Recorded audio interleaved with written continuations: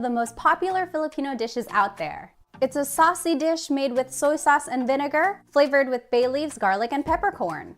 Today I'm going to show you how to make the popular chicken adobo and the oh-so-flavorful pork adobo. Here are the ingredients we'll need. People have asked what brand of soy sauce and vinegar I use. Honestly, I just use whatever Filipino brands that I find at my Asian grocery store. The important thing for me is that I'm using the Filipino brand because it adds to the authentic flavor of the dish. Let's start by making chicken adobo. First, in a pot, put 2 pounds of chicken. You can use any cut of the chicken you'd like. Today I'm using 2 thighs, 2 wings, and 2 legs. Then we'll add 6 cloves of garlic that's been roughly chopped, 1 tablespoon of peppercorns, 5 bay leaves, 6 tablespoons of soy sauce,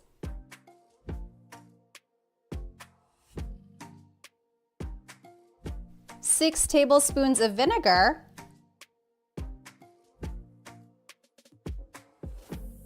and half a cup of water. Now, some people put all of this in a container and let it marinate overnight, or in the fridge for a few hours. But if you're short on time like I usually am, this is what you can do. Let's cover it and put it on the stove. Put it on the stove and bring it up to high heat so it comes to a boil. Once it has come up to a boil, let's just make sure everything is incorporated and well combined. Now we can also add some more flavor, like a teaspoon of sugar. Let's let the chicken simmer on this side for 10 minutes. Now after 10 minutes, let's flip the chicken over. By letting the chicken simmer in the sauce now, we're allowing the flavors to develop into the chicken. It's taking the place of marinating it in the fridge for a while. Okay, after about 10 minutes, we're actually gonna go ahead and take out the chicken. And we'll take out the liquid from the pot as well.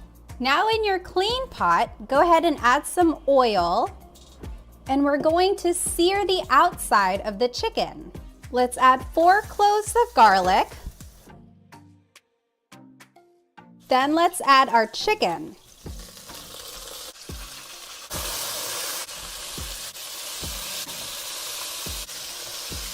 Then flip it over. After about 1 minute, we can add the sauce back. Now we're just going to let the sauce simmer and reduce a little bit. Now is also a good time to taste and see if it needs to be adjusted. If it's too salty, add more water. If it needs a little bit of flavor, add some salt. I'm going to add about half a cup more water and bring it up to a boil. And now it's perfect. This is our chicken adobo.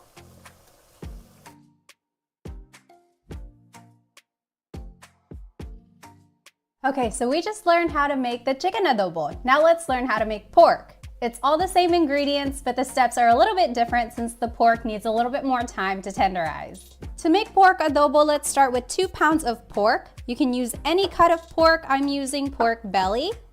Pork belly is so flavorful.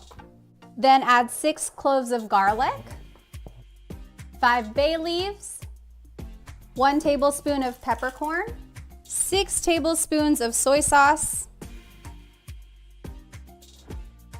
6 tablespoons of vinegar, and 2 cups of water. So you'll notice we added more soy sauce, vinegar, and water to the pork recipe because we need to let the pork simmer for longer. Again, you are welcome to let this marinate in the fridge for a few hours to let the flavors really develop. Even letting it sit out on the counter for about 15 minutes before you start cooking it will really help the flavors develop into the pork. After about 15 minutes of letting it sit on the counter to marinate a little bit, I'm going to put it on high heat and cover it so it can come to a boil. Now that it has come to a simmer, I'm going to add a tablespoon of sugar and stir it all together. The sugar helps balance out the flavor of the vinegar and soy sauce. Now the pork is going to take about 45 minutes to an hour to tenderize. I'm going to turn down the heat to medium or medium-high and let it simmer, and I'll check on it in 45 minutes. You'll see that the sauce will have also reduced. So it's been about 45 minutes and this is what our pork adobo looks like. You can see that the sauce has reduced. And I want to do two things now. First, let's taste the sauce. We can add some water if it's salty, or if it needs some more flavor, add some more salt. I'm gonna add just maybe half a cup more water, which is fine because it still has some time to reduce anyway. Make sure to stir it. And I also just want to check to see how tender the meat is. To do that, let's use a fork. We're going to poke one of the pieces of meat. If it goes in easily, it means it's really tender. If you're meeting some resistance, it means it could still use a little bit more time. I think it could use maybe 10 to 15 more minutes, so I'm gonna let it simmer. And there we go. Our pork adobo is done.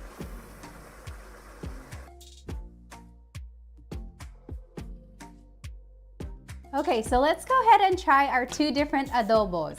Here we have our chicken adobo, and here we have our pork adobo. Remember, for both, we use the same ingredients, but the difference with the chicken was that we let it simmer for a little bit, then we seared the outside of the chicken, then we let it simmer some more until the sauce reduced. Then with the pork adobo, we just put everything in the pot, let it simmer for 45 minutes to an hour until the sauce reduced, and now it's this yummy, flavorful dish. And of course, we have to eat it with rice. Let's start with our chicken adobo. I got a chicken thigh here. And you have to pour the sauce over the rice.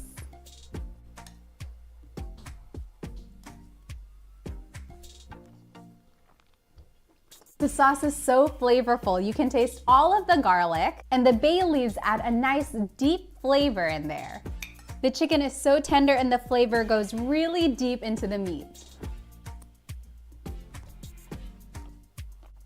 So good. Honestly, on weeknights when I'm short on time, my go-to meal is adobo for my family. It is so easy to whip up and I always have the ingredients in my pantry. Now let's try the pork adobo. I have a new plate of rice. One of the differences with pork adobo is that it's a lot oilier because of the fat from the pork, but also it makes it very flavorful. Let's give it a taste.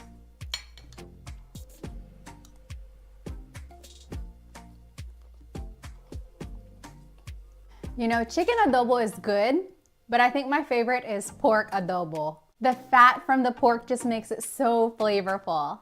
Of course, you don't want to eat it too often, especially if you're trying to watch your cholesterol, but having it once in a while is such a great treat. Be careful with the peppercorns though, it's tough when you bite into one. Here are some fun facts about adobo. The cooking method of adobo dates back to pre-colonial times, when indigenous cuisine used vinegar and salt to preserve food in the tropical climate. Then in the 1500s, Spanish colonizers called the dish adobo, which means marinade. Nowadays, adobo is considered to be one of the national dishes of the Philippines, and there are countless variations all throughout the country. Some prefer to add sugar for a sweeter adobo. Others add coconut milk for a creamier adobo. Others use vegetables or hard-boiled eggs instead of meat. And some modern recipes shred up the adobo and turn them into tacos. Adobo is so popular in the Philippines that some local snacks like nuts, chips, and noodle soups are adobo flavor. Lastly, adobo is the go-to dish for traveling because it doesn't need refrigeration and the vinegar keeps bacteria away. Also, March 15th, 2007 is Adobo Day. It's the day when the word adobo was added to the Oxford Dictionary. To this day, adobo is an iconic symbol of Philippine cuisine. So which is your favorite kind of adobo? Pork, chicken, or another kind? Tell me in the comments. Paalam!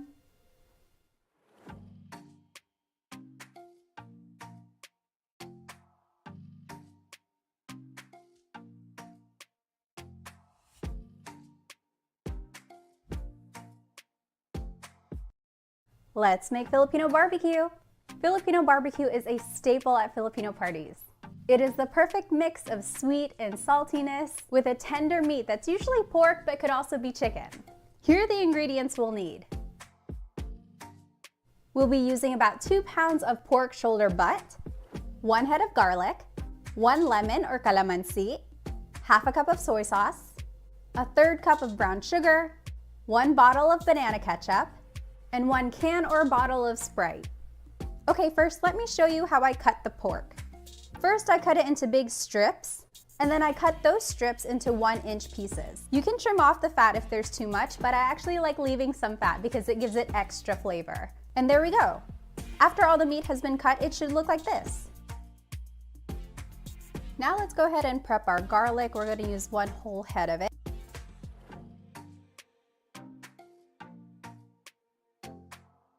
On the same cutting board, I'm gonna go ahead and just cut my lemon in half. That way we can squeeze it right into the marinade. And there we go. Okay, so now that we have everything prepped, let's go ahead and put it all together.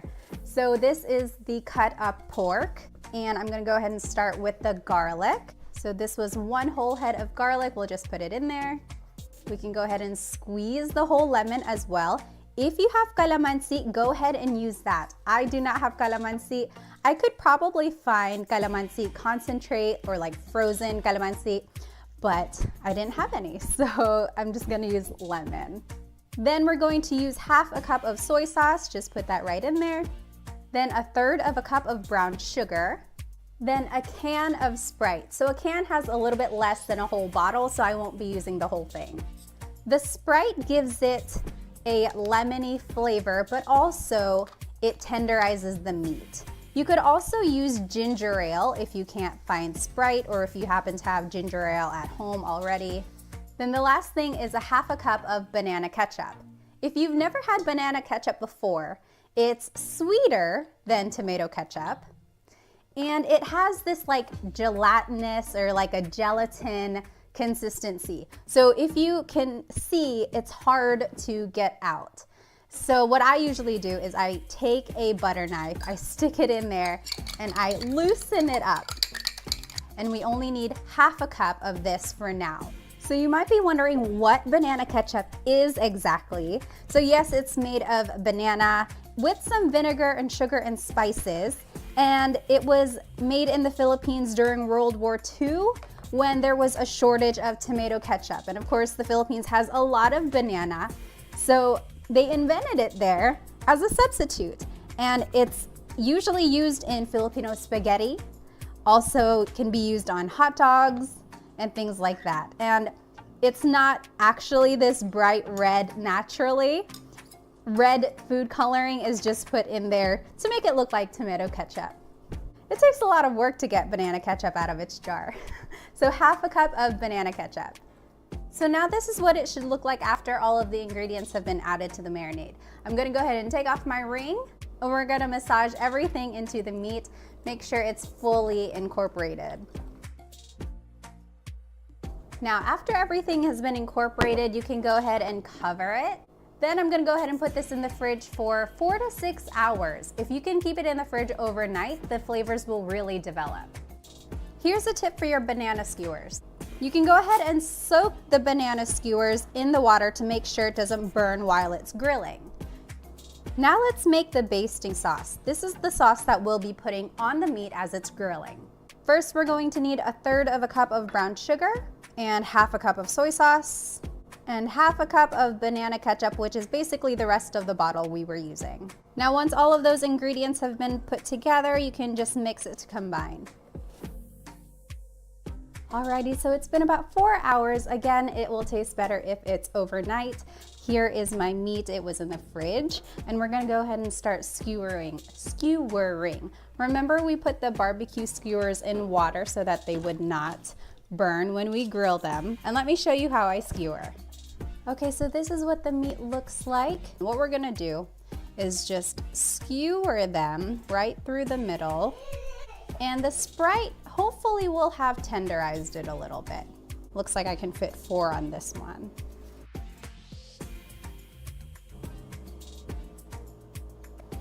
And there we go. So it really helps when the pieces are the same size. You get the idea. When everything is kind of the same size, it's going to cook a little bit easier and at the same time. So I'm gonna put this one away and make more just like that.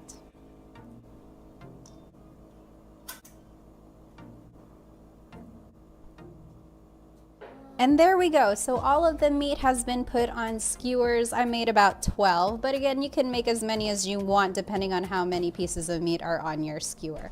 So let's go ahead and grill them. And of course, we can't have Filipino barbecue without rice, so let's go ahead and mix some rice. And this is what it will look like when you're grilling it. Remember to use the base that we made. It had the brown sugar, the soy sauce, and the rest of the banana ketchup. So as you flip it, add the base and it keeps it saucy and moist and flavorful.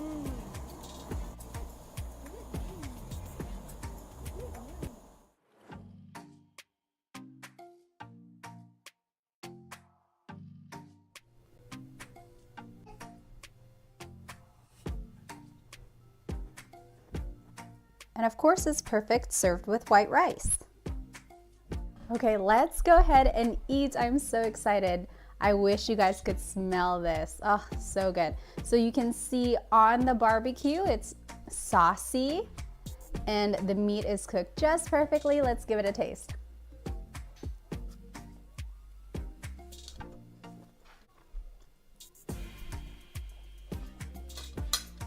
The brown sugar and the banana ketchup add a sweetness which balance out the saltiness of the soy sauce. So it's so good. And then there's just a brightness from the lemon as well. I hope you get a chance to try this.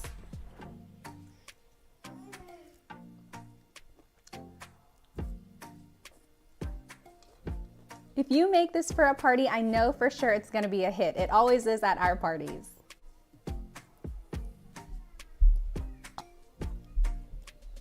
So how do you make your Filipino barbecue? Tell me in the comments. And if you happen to use this recipe, let me know. Paalam!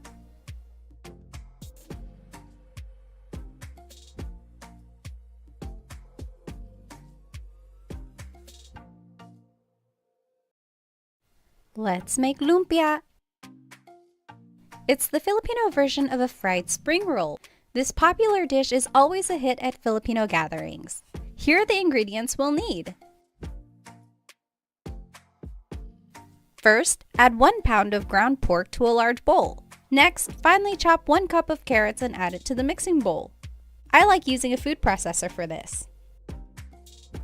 Next, finely chop 1 cup of onions.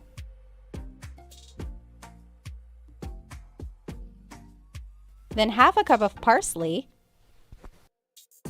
4 cloves of garlic, and 3 scallions.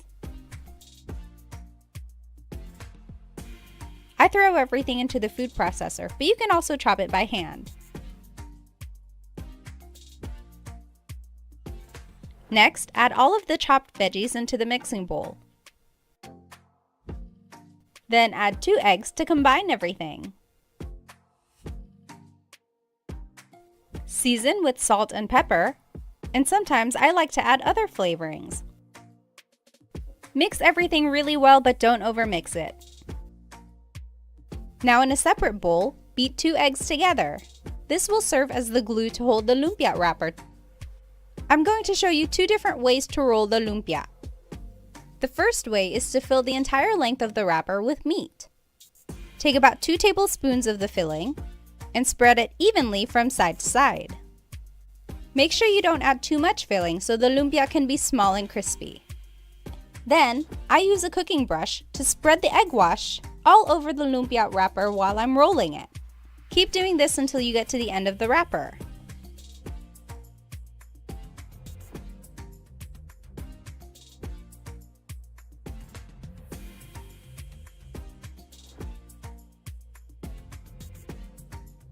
Here it is again. Take about 2 tablespoons of the filling, then spread it evenly from one side of the spring roll wrapper to the other. Then brush some egg wash all over the spring roll wrapper while you're rolling it. As you roll the wrapper, make sure to keep it tight. This will make sure that it fries evenly and crispy.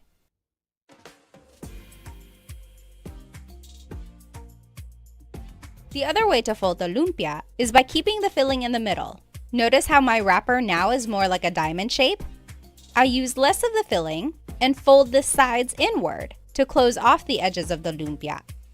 Again, brush the egg wash all over the spring roll wrapper to keep it in place. Some people only add the egg wash at the end of the wrapper, but I actually like putting the egg wash on the wrapper as I roll because I think it makes it crispier when we fry it.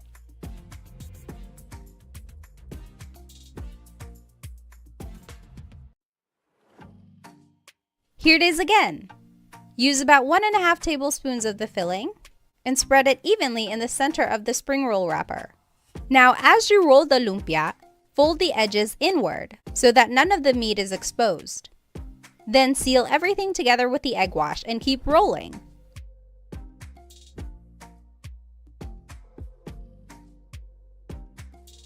Here are some fun facts about lumpia.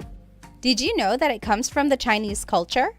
When immigrants came from southern China, they brought many aspects of their cuisine. In fact, the Hokkien phrase lumpia means soft pastry. And perhaps originally, lumpia was soft. But over time in the Filipino culture, the recipe has evolved. And now it's a crispy, delicious spring roll. Also, there are many different types of lumpia. The one we're making today is Lumpia Shanghai, which is a crispy, meaty lumpia. Then there's also Lumpiang Sariwa, which has a veggie filling with a soft crepe-like wrapper. Also, there's Turon, which is considered to be a sweet lumpia. It's a plantain that's wrapped and fried in a spring roll wrapper. And there's so many more types of lumpia out there. When you're done wrapping all the lumpia, you can cut them into smaller pieces. I like cutting mine into fourths, so that they're about 2 to 3 inches big. Once they're all cut, this is the perfect time to put the lumpia in Ziploc bags so you can freeze them and eat them at a later time. It's always great having lumpia in the freezer. Next, fry the lumpia in 350-degree oil. Try not to overcrowd the pot. Fry them for about 5 minutes until they get golden brown. Then drain off any excess oil.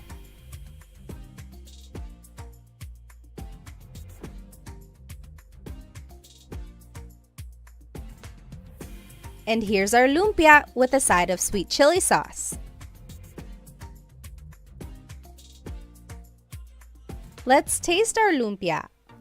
The perfect lumpia should be crispy on the outside with a flavorful filling on the inside. And yes, I'm double dipping because this whole plate is mine.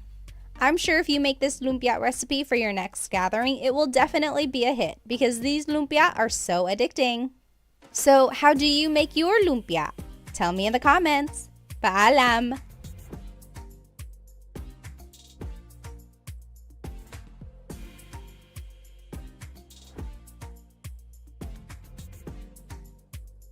Let's make pancit! We'll be making Pancit Canton with the thicker noodles and Pancit Bihon with thin noodles. Pancit is a staple at all Filipino gatherings, and I'll show you that it's easy to make at home.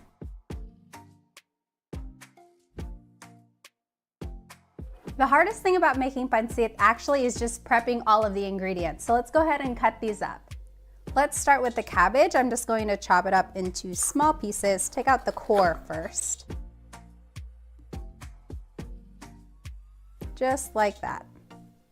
Next are the carrots. I just want them to be in really thin pieces, so like a julienne cut.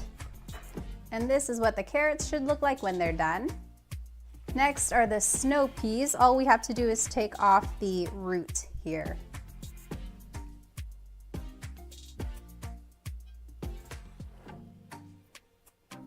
Next, let's just chop up an onion.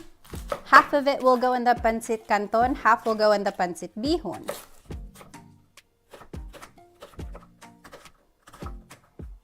Next is garlic.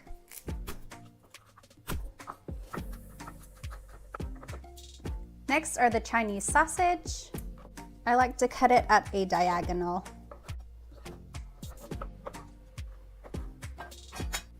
Next are the fish balls. I like to cut in half. And there we go. Now all of our ingredients have been prepped. Now in a pot of boiling water, we're going to go ahead and blanch our vegetables. And then we're going to take them out. By briefly cooking them, it will help keep their color, and then we will add them to the noodles at the end. Okay, I'm gonna go ahead and take out the veggies now.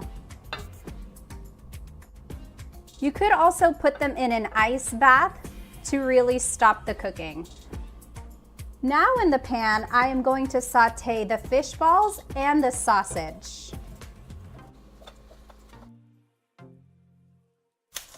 When the fish balls and the sausages are browned, we can take it out. Now let's make our Pancit Canton. I put in some oil and I'm going to add half of our onion and half of our garlic. Next, I'm going to add a tablespoon of soy sauce, a tablespoon of oyster sauce, half of a chicken bouillon cube, and 1.5 cups of water. Bring it to a boil so that the chicken cube will dissolve. Now that your sauce has come to a boil, it's a good time to taste. If it's too salty, add more water. If it needs more flavor, add some soy sauce. This is actually perfect, so I'm not gonna add anything else. Now I'm going to put in the Canton noodles.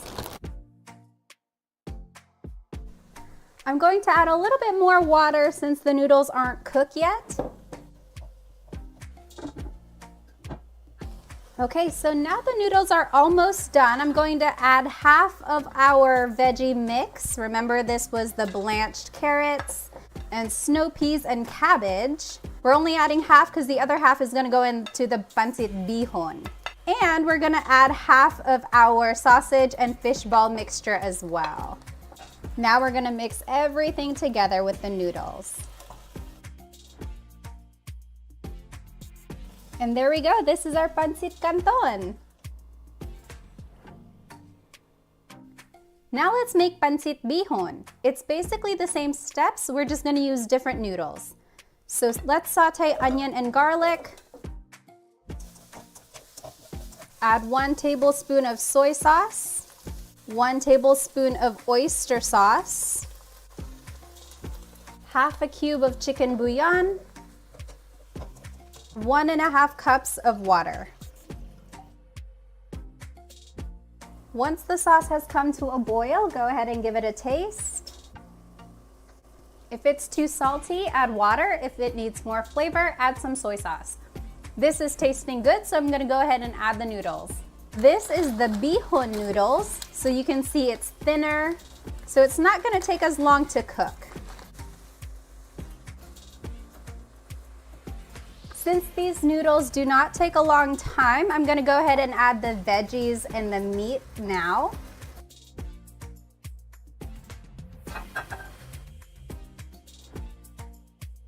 And that is Pancit Bihon.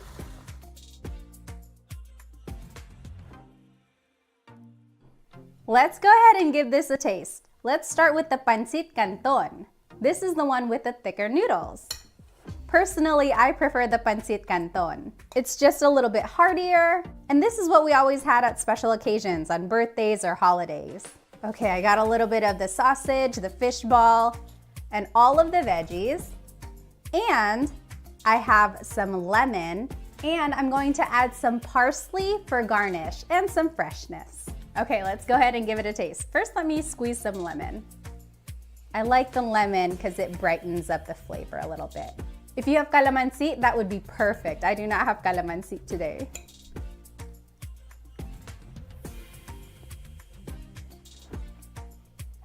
The soy sauce and oyster sauce bring a little saltiness, but it's balanced out by the subtle taste of the noodles. And I love the freshness of the vegetables. I'm so glad we blanched them because they're not overcooked and they still have a good crunch. So here are some fun facts about pancit. Did you know that it came from the Chinese culture? Historically, Southern Chinese immigrants migrated to the Philippines and they brought with them their cuisine, some of their language, and their culture. Pancit was actually considered to be a fast food. You could find vendors selling it on the street and people would buy it and eat it while they're on the go. Nowadays, pancit is expected to be served at any Filipino gathering. For birthdays in particular, it's considered to be good luck to eat pancit so that you can have a long life.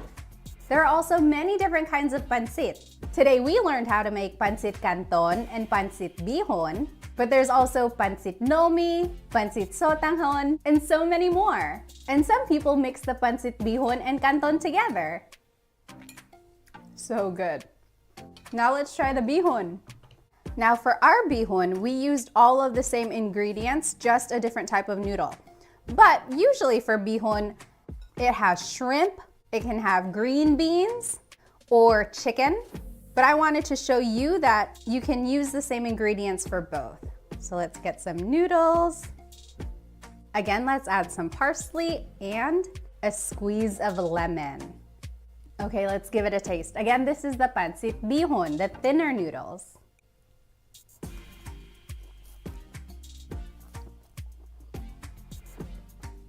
I like the thinner noodles because it really soaks up all of the sauce and the flavor in there. The Pancit Canton, of course, has the thicker noodles, and the noodles themselves have a very subtle taste. Whereas for the thinner noodles, you just taste the yummy chicken bouillon that we put in there and the soy sauce and the oyster sauce. So it really soaks up all that flavor. So actually, you know, I think it's a tie. I like both. I hope you get a chance to make pancit sometime. Whether it's the Pancit Canton with the thicker noodles or the Pancit Bihon with the thinner noodles, pancit is the perfect thing to serve at any special occasion or just for dinner. Paalam!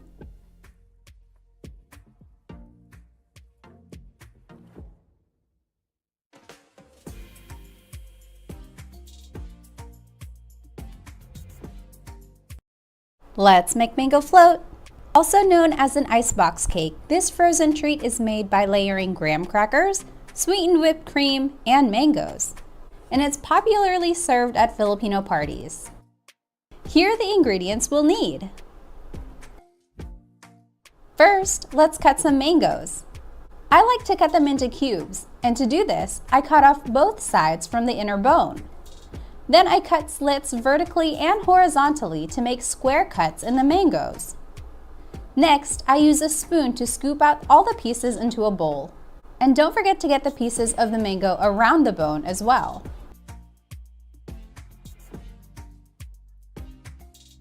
Now I actually have a secret ingredient that I add to the fresh mango. It's a can of diced mangoes in syrup. I know, hear me out on this one though. These canned mangoes add a nice sweetness. And sometimes in winter when I can't find any sweet mangoes at the store, I use 2 cans of these mangoes for this dessert. And it turns out perfectly every time.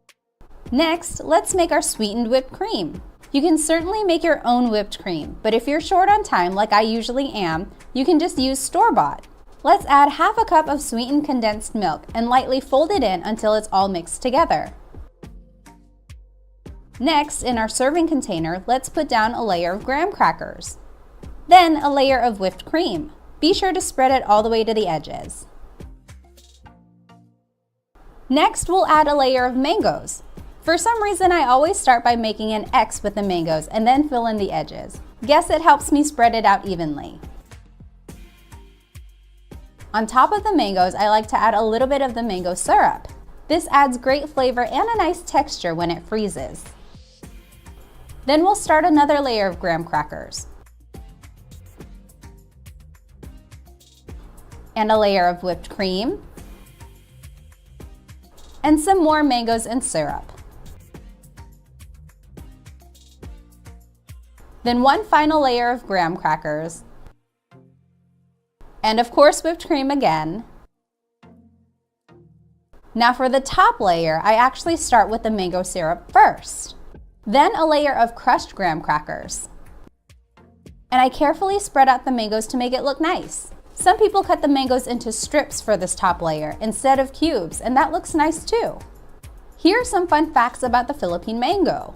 The mango is the national fruit of the Philippines. The mango was introduced to the country by Spanish colonizers in the 16th century. And mango trees can be found in many people's backyards throughout the country. In fact, the Philippines is the 10th largest producer of mangoes in the world. And the mango specifically is the 3rd most exported fruit in the Philippines after bananas and pineapple. Also in 1995, the Philippine mango was recognized as the world's sweetest mango by the Guinness Book of World Records. And here's the final look after all the layers have been assembled.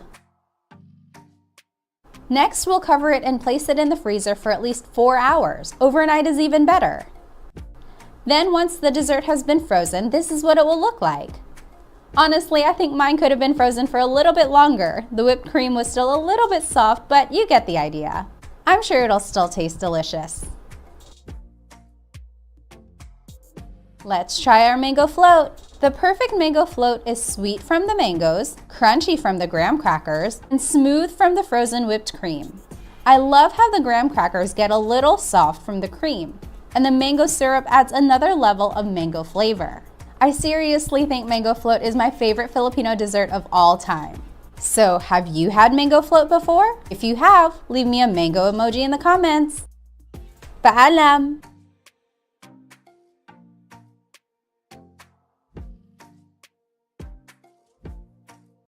Let's make leche flan. Leche flan is a popular Filipino dessert. It's a custard with a sweet layer of caramel at the bottom, and it's often served at Filipino parties. Here are the ingredients we'll need. In a small pot, let's start by combining 1 cup of sugar and 3/4 cup of water. Then let's bring it up to a boil. Once it has come up to a boil, it's important that we do not stir it. I'm going to turn it down just a little bit and let it simmer until it starts to turn brown. If you stir it, it might crystallize, which happens to me a lot, and then you'll have to start over again. In our baking pan, I'm just going to lightly spray it with some oil. And now this is what our caramel sauce looks like. So this is the layer that's going to be at the bottom of the leche flan. Let's go ahead and put it in our baking pan. After about 10 minutes, the caramel will harden. You can certainly let it boil a little bit longer if you like a darker caramel layer, but the light brown is fine for me. Now we'll need 10 egg yolks, so let's separate some eggs. Now in a bigger bowl, let's combine 1 can of evaporated milk and 1 can of condensed milk, the 10 egg yolks, and 1 teaspoon of vanilla extract. Then let's mix it all together. The mixture should be nice and smooth once everything has been mixed together. Let's go ahead and add our milk mixture. Ideally, if you want a picture-perfect leche flan, you would strain out these egg pieces so that the custard will be really smooth. But I don't mind, so I usually just keep it in there. Next, we're going to cover it with some tin foil. Now in my oven, I already have an empty pan. Now I'm going to put my leche flan pan inside of it. And then I'm going to add some boiling water that goes up to the side of the leche flan pan. Whoops, be very careful when you do this. The water around the pan will serve as a steamer. We'll let it sit in the oven at 370 degrees for 45 minutes. Okay, after 45 minutes, I went ahead and took out the leche flan from the oven, and now I'm going to put it in the fridge for at least 8 hours, or overnight is better, so that the custard can set. Okay, so it is the very next day. I pulled out my leche flan that has been sitting in the fridge overnight. Let's see what it looks like. And it's okay if it looks like that. That's just from where the leche flan was touching the tin foil. We will flip it over anyway, so this is technically going to be the bottom. Now, in order to take it out, I just take a knife and run it around the sides of the pan. Then I take another plate, the serving plate, put it on top, and then we're gonna flip it. Then I like to give it a few taps to make it all come down. Okay, here we go, moment of truth. Oh, perfect, look at that. The syrup is all around the leche flan. Remember, that is from the caramel that we made at the beginning, and the custard flan has solidified nicely.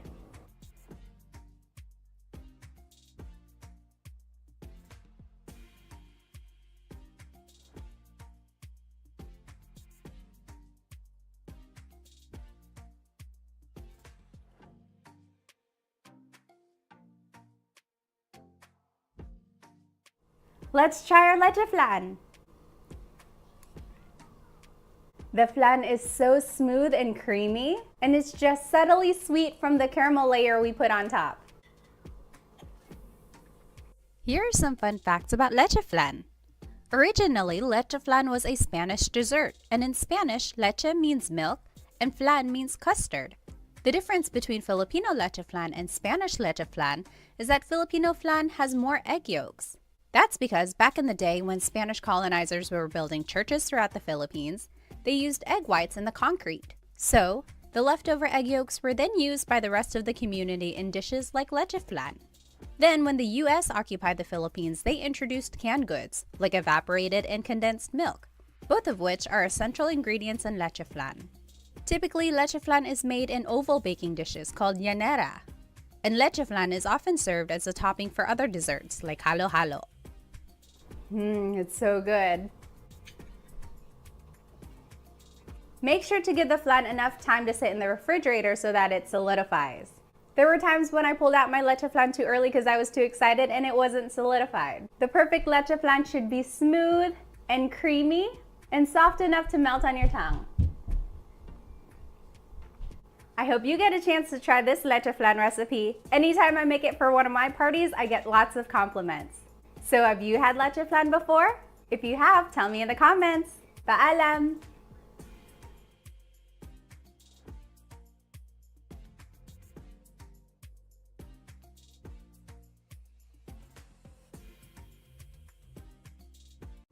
Let's make halo-halo. Halo-halo is a popular Filipino dessert. It has layers of different ingredients from beans to jellies. It's mixed with condensed milk and shaved ice. And it's topped with other sweet treats like leche flan and ice cream. It's such a refreshing dessert, especially on hot summer days. Here are the ingredients we'll need. If you're lucky, you may be able to find these ingredients in jars at your Asian grocery store. They're usually a Filipino brand, and you can see that it's made in the Philippines. And some of them already have all of the ingredients you'll need in one container. If you can't find these ingredients at your Asian grocery store, you might want to look online. Making halo-halo is so easy. All you have to do is layer up all the ingredients that you want in it. Honestly, the hardest part is just finding all of the ingredients. First, I'm going to start with my coconut jellies. They come in many different colors. Usually they're white, but these are red. I've also seen them in green. These were my favorite part as a kid. I'm just putting a couple scoops so that I have enough room for the other ingredients, but again, you can add as much as you want. Next, I'm going to add some beans. This might sound a little interesting to you to have beans in a dessert, but it really goes well with it. These are purple beans, or black beans, I guess. And then some yellow or white beans. Again, I just added a couple scoops of each. Next, I have some green palm nuts and sugar.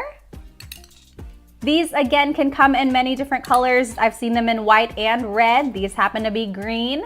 And it's just whatever food dye that they used. Next are coconut strings. In Tagalog, it's makapuno. And they are just stringy pieces of coconut. Literally, makapuno means a filler. So these are like a filler ingredient. I also have some jackfruit. These were just from a can. So this is what it looks like so far. You can see all of the different colors and ingredients. Sometimes I like to add ube jam or ube halaya. Just a small scoop. So these are all the ingredients that I have. And I only want to fill it up halfway so that there's enough room for all the ice that I want to add. Now I'm just going to shave some ice.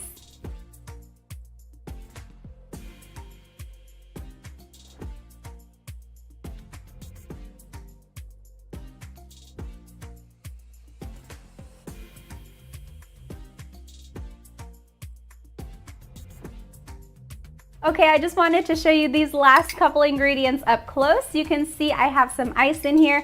I want to add just a little bit more because you'll see when we add the evaporated milk, the ice will go down. We can even add more at the end. So on top of that, let's add a piece of leche flan. Which, by the way, if you would like to watch the recipe on how to make leche flan, it's right here. And then on this side, I'm going to add a scoop of ube ice cream. Then we're going to pour some condensed milk on top. If you like it a little bit milkier, add more. If you want it icier, add less. And there's our halo-halo. So literally in Tagalog, halo means mix. So halo-halo means mix-mix. To eat halo-halo, you have to mix it up first. I usually just go up and down to get the ice incorporated. And then I go all around and I pick up all the ingredients from the bottom, again, just to get everything mixed together. The ube ice cream makes it a nice purple color and you can see all of the ingredients in there. Let's give it a taste.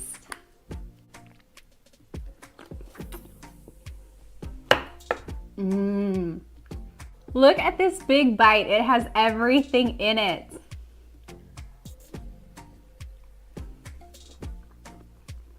Here are some fun facts about halo-halo. It originated from the Japanese culture. In Japan, there's a popular dessert made with shaved ice, flavored syrup, and condensed milk. One difference between the Filipino version and the original Japanese dessert is that the Japanese version has the ice at the bottom of the cup, whereas the Filipino version has the ice on the top. Spanish versions of halo-halo have sweet corn and banana, and other Filipino versions of halo-halo incorporate ingredients like sweet potato, tapioca pearls, and fresh fruits such as watermelon and durian. Nowadays, halo-halo is served all around the Philippines, from fast food restaurants to high-end dining locations, and even in neighborhoods by street food vendors. Halo-halo is undoubtedly considered to be an iconic Filipino dessert. So each bite is different depending on what ingredient you get. Generally, it's very sweet because of all the ice cream in there and the syrup that everything is stored in. When you eat the coconut jellies, it's just like a nice little pop of sweetness. And the beans add a nice little softness to it as well. And the evaporated milk that we added makes it nice and milky and sweet. Do you drink as you go? I do sometimes.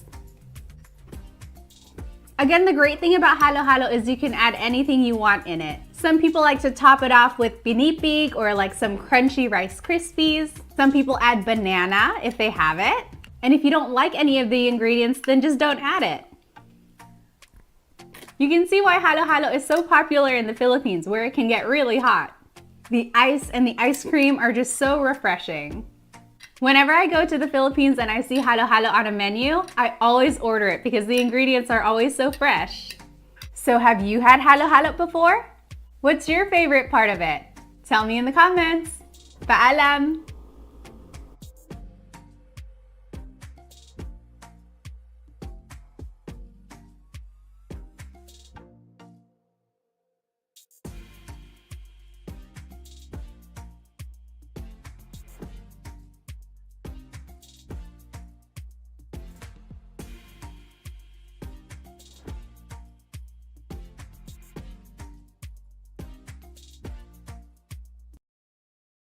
Let's make Filipino spaghetti. Filipino spaghetti is known for being sweet. It has a meaty sauce with ground beef and red hot dogs, and it's a popular dish at many Filipino parties. Here are the ingredients we'll need. Okay, let's start by preparing our ingredients. First, let's chop up a red bell pepper. Then we'll chop 4 cloves of garlic.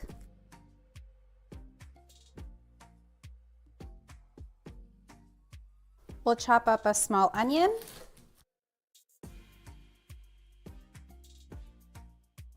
Then we're going to cut up 8 red hot dogs. The redder the better. And I cut them at a pretty heavy angle.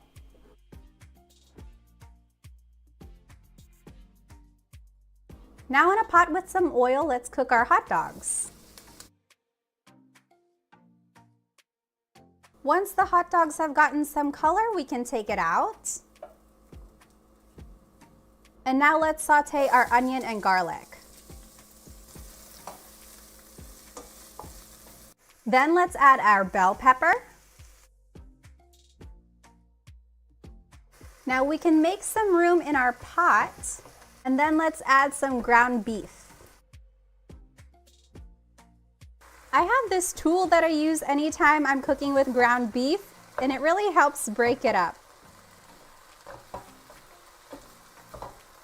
If the beef made a lot of oil, I like to take some of it out at this point. Now we can mix everything together and then add 2 cups of tomato sauce and half a cup of tomato paste, then 1 cup of banana ketchup and 1 cup of beef broth. Stir it all together and let it come to a simmer. We'll also add a teaspoon of sugar. We can always add more later. Then we'll just cover it and let the sauce thicken and reduce. In a separate pot, I'm going to go ahead and cook the spaghetti noodles according to the package directions. After about 30 minutes of simmering on medium heat, this is what the spaghetti sauce looks like. You can see that the sauce has reduced. Now it's nice and thick. Let's take a minute to taste it. If it's too sweet or salty, add some water. If it needs some more flavor, add some salt. If you want it a little sweeter, you can add some more sugar. I'm going to add a little bit of salt and pepper, and now I'm going to add the hot dogs again. Let the hot dogs warm through one more time, and then it'll be ready to serve.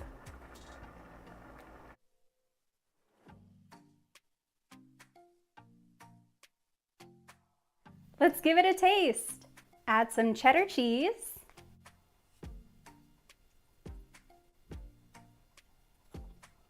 The sauce is so flavorful and sweet from the banana ketchup, and it's really hearty with all the hot dogs and beef that we added. It's so good. It's just the right amount of sweetness for me. If you like it sweeter, you can certainly add more sugar, but the banana ketchup itself is already pretty sweet. This brings me back to my childhood when I would order Filipino spaghetti at the restaurants in the Philippines. I also get nostalgic when I think about having Filipino spaghetti at any of my birthday parties. Here are some fun facts about Filipino spaghetti. Spaghetti and hot dogs were both introduced to the Philippines in the 1940s when American troops occupied the country. And due to a tomato shortage, a Filipino inventor created banana ketchup, which became a staple condiment to Filipino food and an essential sweet ingredient in Filipino spaghetti. Some people use other sweeteners in their Filipino spaghetti, like condensed milk, syrup, or even soda. Nowadays, it's common to see Filipino spaghetti on the menu of many fast food restaurants in the Philippines, like Jollibee, McDonald's, and KFC. Lastly, Filipino spaghetti is often served at special occasions, especially children's birthday parties. So have you had Filipino spaghetti before? If you have, tell me in the comments. Paalam!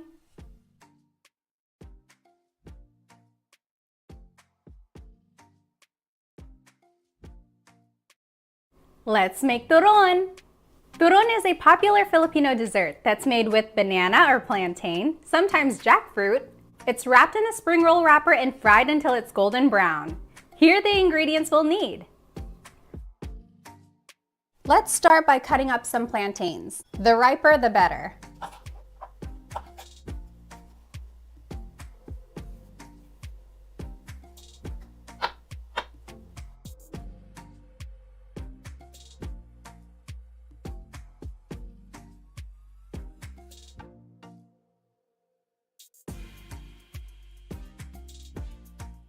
Wrapping turon is very easy. Just take your spring roll wrapper, make it into a diamond, then put a piece of the plantain, then fold up one corner, fold the other corners in, and then roll it up. Then use some water to seal off the end. And there you go. Let me show you again. Get your wrapper, put a piece of plantain, fold up, fold the sides in, and then roll it, and then seal it with some water. Very easy. It's almost like rolling lumpia, which, by the way, if you haven't seen the video on how to make lumpia, you can watch it right here. To make the turon extra special, you can even add some jackfruit. This is just another type of fruit. It's very sweet. I usually get the canned jackfruit from my Asian grocery store. And then you just roll it with the plantain. Sometimes if my plantain aren't ripe enough, I will dip the plantain in some sugar before putting it in the spring roll wrapper. That will help make it sweeter. Here are some fun facts about turon. Turon was historically created from a surplus of crops at banana farms. And it's a popular street food in the Philippines because it's easy to eat while you're on the go. People usually eat it as a merienda or snack during the day, or as a dessert after a meal. Lastly, turon is also known as lumpiang saging, or a banana lumpia. And there we go, now we can fry them. Now let's fry them in a pot of oil at 350 degrees.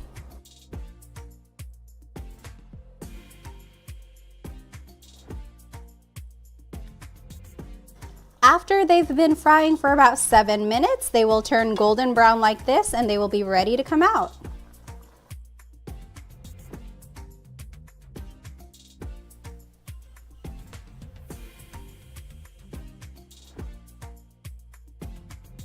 Let's try our turon.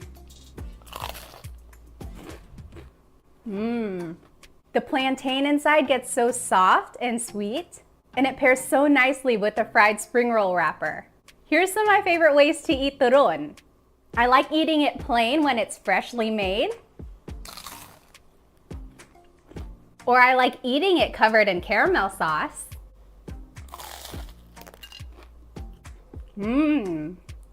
The caramel really adds a nice sweetness that pairs well with the plantain, and it's not too sweet. Or I like drizzling some Nutella on top.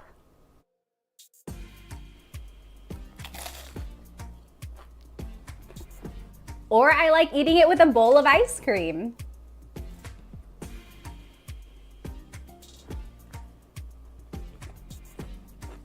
The creamy ice cream goes so well with the cooked plantain. So what's your favorite way to eat turon? Tell me in the comments. Paalam!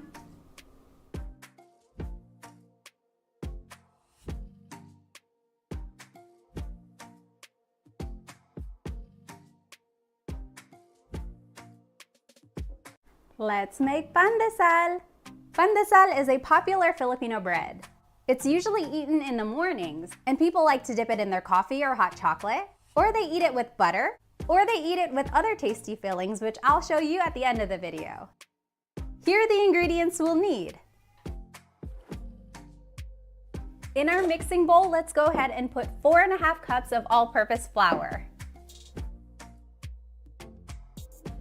Then add 2 teaspoons of instant yeast, a 1/3 cup of sugar, and I like to go ahead and mix it a little bit now because they say the yeast is not supposed to make direct contact with salt, otherwise it will kill the yeast. There we go. So after the ingredients have been mixed a little bit, we can go ahead and add some salt. This is 1.5 teaspoons of salt. Then we'll add 2 eggs, which we will beat lightly.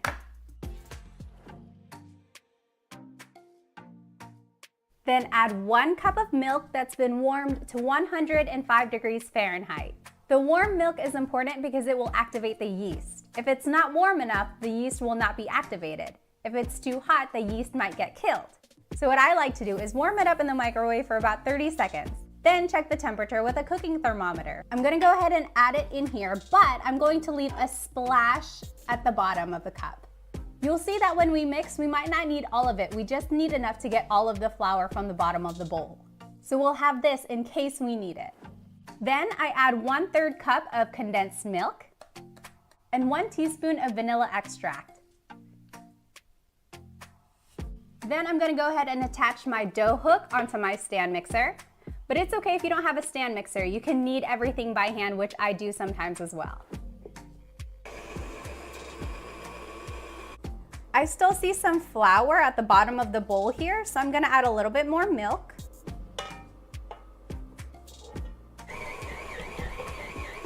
I ended up using the entire cup of milk. Now I'm going to add the butter.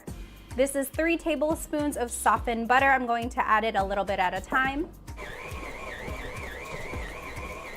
Okay, so all of the butter has been incorporated. This is kind of what they call a shaggy dough. We need to knead it some more until it's smooth and elastic. In the stand mixer, it can take up to 5 to 7 minutes.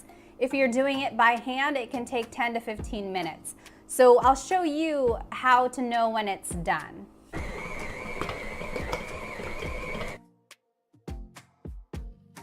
Now you know when the bread is ready when it's smooth and elastic. You can also test it by doing the window pane test.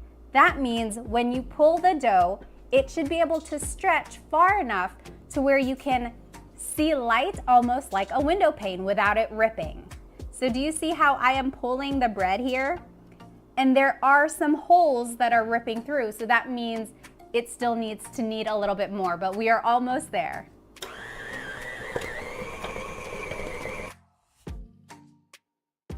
You can also do the window pane test by taking off a piece, rolling it into a ball, and then pulling it and stretching it that way. Let's see if it works with a smaller piece here.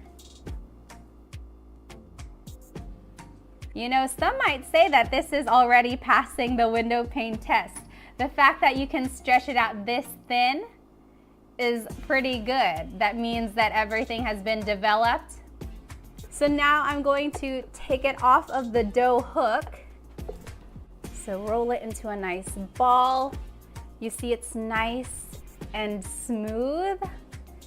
Don't worry if you don't get making bread right the first time. It took me a couple tries, okay? And even now, if I don't bake bread for a while, I get it wrong sometimes because I forget how long it takes for me to knead it. Now I'm going to take some oil and put it around my bowl. And then we're going to put this dough back in here with the oil. Make sure to kind of roll it around in the oil. And that is because we're going to let the dough rise and the oil will keep it from sticking to the bowl. So this is what our dough looks like right now. You can see the oil is all over it. That's going to keep it from sticking to the bowl. Now I'm going to cover the bowl with plastic wrap. We need to let the dough rise and it needs to have all the gases trapped in there with it. Now, depending on where you live and what time of year it is, the temperature in your house, the time it takes for the dough to rise will vary. In the summertime, when it's warm outside here in North Carolina, my dough can rise in 45 minutes, sometimes an hour.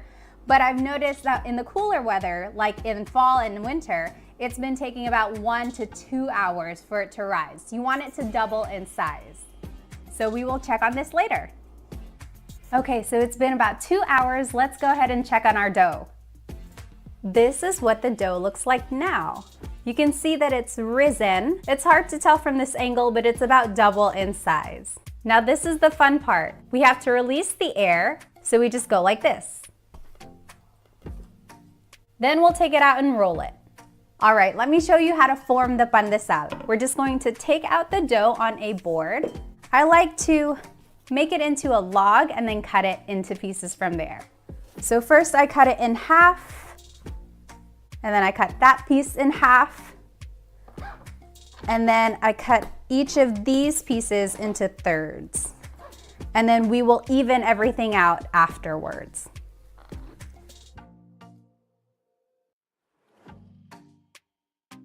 Okay, I ended up dividing the dough into 15 equal pieces.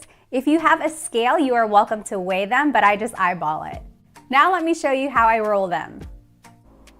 Okay, so this is about the size of my pandesal. What we're going to do is just roll it into a smooth ball.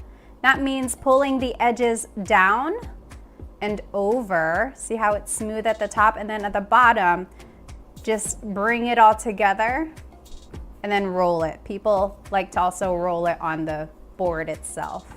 See how smooth it is? I'll show you again. So just take a piece of dough, bring the edges down, See, it's smooth on the top. On the bottom, it's going to look like this. So let's just twist it together and roll it. Again, you can roll it on the board itself. There we go. Now, I will say, if you want to put a filling in your pandesal, which I often do, like you can put corned beef or hot dog, now is the time to do it. All you would do is roll out your dough, make it flat, and then you would put the hot dog or filling right here. Then you would close your dough over it and then roll it up like that. So that's if you wanted to have a filling, but mine today are just going to be plain. I actually made hotdog pandesal the other day. This is the same pandesal recipe, but inside I put a hot dog. You can even put cheese or corned beef or whatever you like. It's such a nice and tasty treat.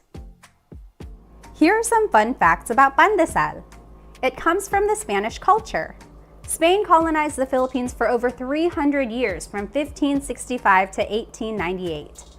And there's a lot of Spanish influence in the Filipino culture, like in the language, traditions, and of course cuisine. Literally, pandesal in Spanish means salty bread, and perhaps the original Spanish pandesal was salty. But over time, Filipinos changed the recipe to the light and sweet bread that it is today. In the Philippines, pandesal is sold at bakeries all around neighborhoods. Some people have bakeries on the first floor of their house. And the prices of pandesal can range from 1 piso for a small pandesal to a few pesos each, depending on their size. And there we go, that's our last dough ball. So now what we're going to do is roll each pandesal in some breadcrumbs. And then we're going to put it on a baking sheet. Again, just take a pandesal, roll it in some breadcrumbs, and then place it on a baking sheet. There are many types of variations of pandesal, like ube pandesal with cheese, which has a deep purple color and a melty cheese inside. Also, there's pan de coco with a sweet coconut filling inside, and so many more. And there we go. They've been covered in breadcrumbs, and now we're actually going to let it rise one more time.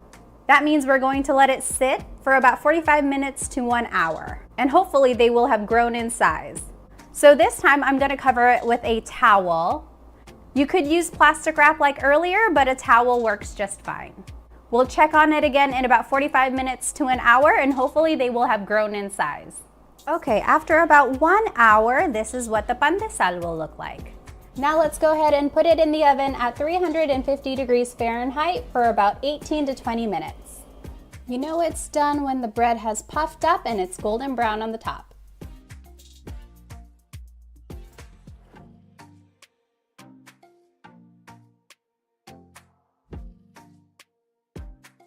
Let's try our pandesal. The perfect pandesal is crusty on the outside and light and fluffy on the inside.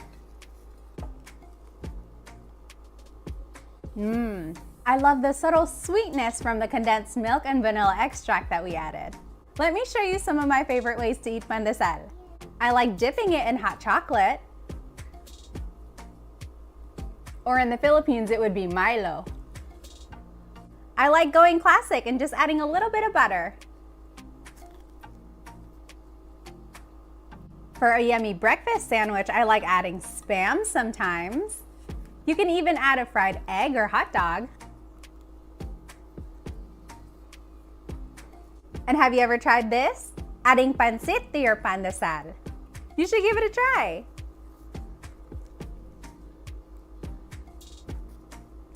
I think my favorite way to eat it is plain when it's fresh out of the oven.